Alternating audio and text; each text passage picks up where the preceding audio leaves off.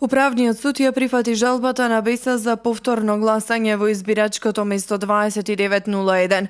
Висар Ганију сепак се уште нема да ја превземе функцијата за градоначалник на општина Чаир, туку ќе мора да се соочи со неговиот против кандидат на трет круг на избори.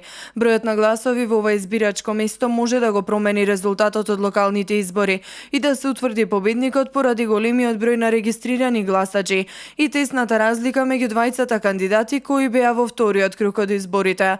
Разликата помеѓу Висар Ганију и Зекирија Ибраими по вториот круг од гласањето беше 209 гласови, додека на избирачкото место 2901 има вкупно 719 регистрирани гласачи. Од нив во вториот круг гласале само 278 лица, од кои Зекирија Ибраими освои 164 гласови, Висар Ганију 98, а 17 беа неважечки. Ако кандидатите ги освојат истите гласови од вториот круг, во оваа општина градоначалникот ќе можат да го одлучат тие 414 гласачи кои не излегоа да гласаат во вториот круг. Управниот суд претходно ги отфрли жалбите на Алијанса за албанците за изборниот процес од 29 октомври во Струга, потврдувајќи го на тој начин резултатот од гласањето каде што победи кандидатот на Дуи Рамис Мерко.